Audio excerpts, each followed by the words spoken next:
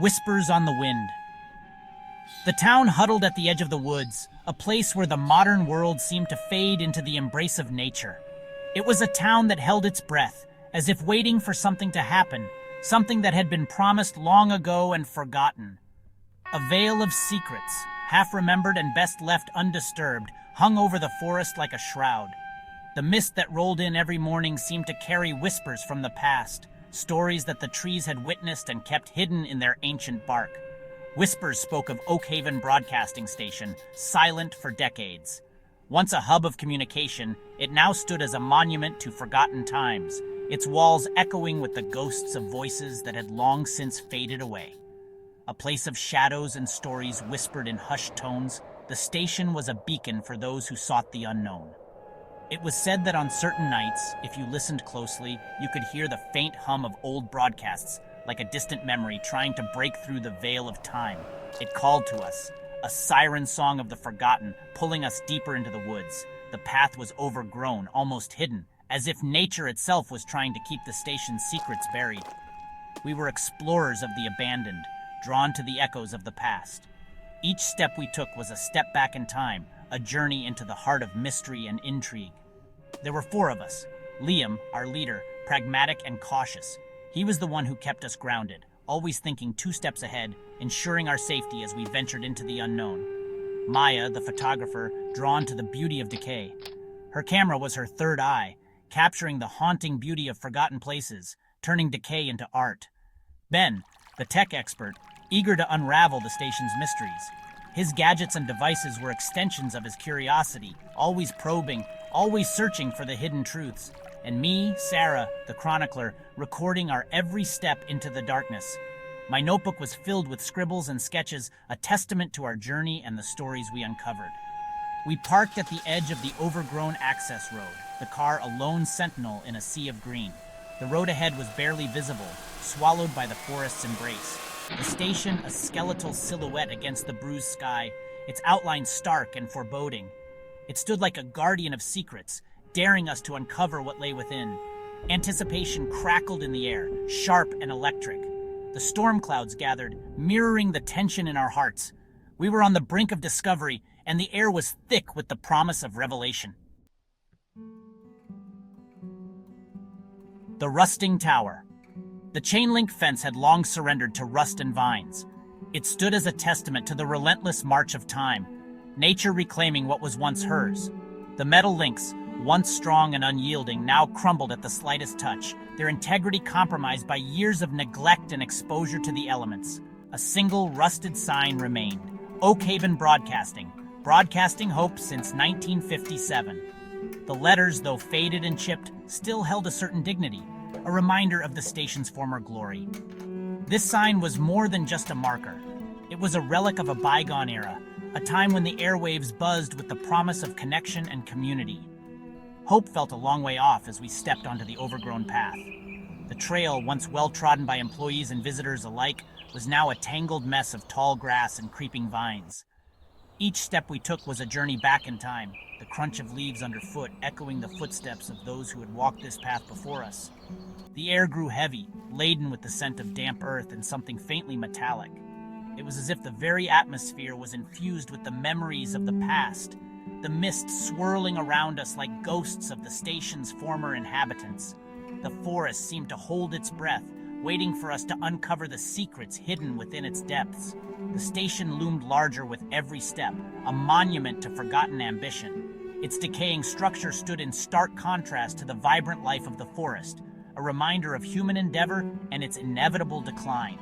The building, once a hub of activity and innovation, now stood silent and forlorn, its walls echoing with the whispers of the past. The building was a labyrinth of corridors and rooms, stripped bare by time and vandals. Graffiti adorned the walls, a modern layer of history added to the old. Each turn revealed new scenes of decay, from crumbling plaster to broken windows, the remnants of a place that had once been filled with purpose and energy. Dust lay thick on every surface, disturbed only by our footsteps. It was as if time had stopped, the dust a physical manifestation of the years that had passed since the station's last broadcast. Our movements left a trail, a temporary disruption in the stillness that had settled over the place. We moved through the remnants of a forgotten era, a dusty control room with its bank of silent monitors, each screen a blank canvas that once displayed the pulse of the station. The equipment, now obsolete, stood as silent witnesses to the technological advancements that had once been the pride of Oakhaven Broadcasting. A recording booth with a lone microphone hanging in the center, its wires severed. This room, once the heart of the station, where voices were captured and sent out into the world, now stood empty and silent.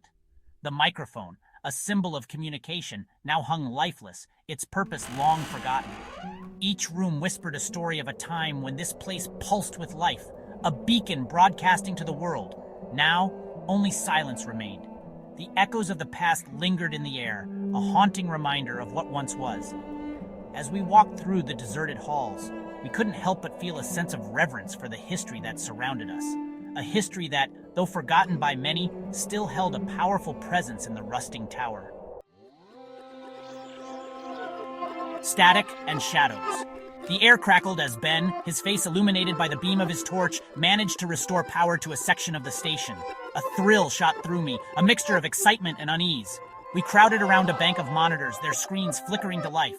Static resolved into distorted images, fleeting glimpses of a bygone era. Then, a face.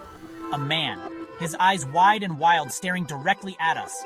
His mouth moved, but only static emerged from the speakers. He seemed to be counting down, his voice a silent scream.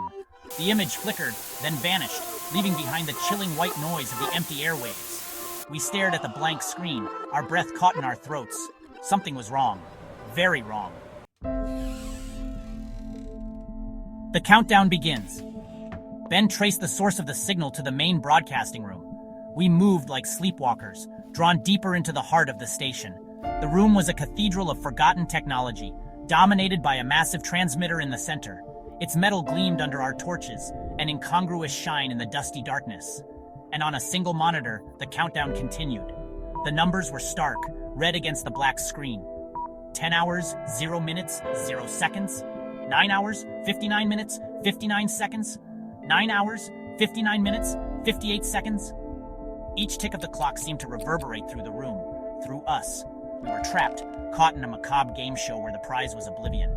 Panic welled up inside me, threatening to consume me. We had to get out, now. But the station had other plans. The layout, familiar moments ago, shifted and changed around us. Corridors stretched into impossible lengths. Doors appeared and disappeared before our eyes. Panic turned to disorientation, our initial excitement replaced by a primal fear. The station was alive, toying with us. Liam, normally the calm one, began to see things. Shadows that moved just beyond the reach of our torches. Whispers that seemed to emanate from the walls themselves. Maya, her camera forgotten, retreated into herself, her eyes wide and unseeing. Ben, his usual enthusiasm replaced by a haunted look, swore he could feel something cold and unseen brushing against his skin. The station was weaving its tendrils into our minds, blurring the lines between reality and nightmare. The air grew thick, heavy with the weight of unseen eyes. The shadows, no longer content to lurk at the edges of our vision, became bolder. They swirled and coalesced, taking on grotesque shapes that seemed to mock our fear. A terrifying cacophony filled the air, whispers, screams, and a low guttural chanting that seemed to vibrate in our bones. I saw my own fear reflected in the eyes of my companions. We were no longer explorers, but prey, hunted by something ancient and malevolent. The line between sanity and madness blurred. The station was claiming us piece by piece. The countdown continued its relentless march, each tick of the clock a hammer blow to our sanity. 7:32:54, 7:32:53, 7:32:52. The station seemed to feed on our terror, growing stronger with every terrified breath we took. We were haunted by visions, echoes of our deepest fears given form. Liam, haunted by the memory of a childhood accident, was stalked by shadowy figures with empty eyes. Maya, consumed by the guilt of a past mistake, relived it endlessly, the station twisting her memories into a grotesque parody. Ben, haunted by the fear of his own mortality, saw visions of his own decaying corpse. The station was a mirror, reflecting our darkest selves back at us. The countdown reached its climax, 00001, 00000. The air crackled with energy, the very walls seeming to vibrate. The station held its breath, Then a blinding flash of white light. A wave of energy pulsed outwards, throwing us to the ground. As my vision cleared, I saw that the station was different, cleaner, newer. The dust and decay were gone, replaced by a sterile, almost clinical atmosphere. The countdown timer was gone, replaced by a single word on the monitor. Rewind. What had happened? Where were we? We stumbled out of the station, blinking in the sudden sunlight. The brightness was almost blinding, a stark contrast to the dim, eerie interior we had just left behind. It felt like stepping into another world, one that was both familiar and alien at the same time. The world outside was different too. The landscape seemed altered, as if we had crossed into a parallel dimension. The colors were more vivid, the shapes more defined, yet there was an unsettling quality to it all. The trees were fuller, greener, almost unnaturally so. They swayed gently in the breeze, their leaves whispering secrets we couldn't quite understand. The air was clean and crisp, filling our lungs with a freshness that was both invigorating and disconcerting. It was as if the very atmosphere was trying to cleanse us of our past. But something was terribly wrong. Despite the beauty around us, an undercurrent of dread permeated the air. We could feel it in our bones, a gnawing sense of unease that refused to be ignored. We were no longer ourselves. Our identities felt fractured, as if pieces of us had been left behind in that forsaken station. We looked at each other, searching for familiarity in faces that now seemed like strangers. Our memories were fragmented, incomplete. Moments from our past flickered in and out of our minds like a broken film reel, leaving us grasping at shadows of who we once were. Our reflections in the dusty windows of the station were wrong, our faces younger, yet somehow more worn. It was as if time had played a cruel trick on us, erasing years while etching deeper lines of sorrow and confusion. Our eyes filled with a chilling emptiness. They were windows to souls that had been tampered with, leaving behind a void that no amount of sunlight could fill.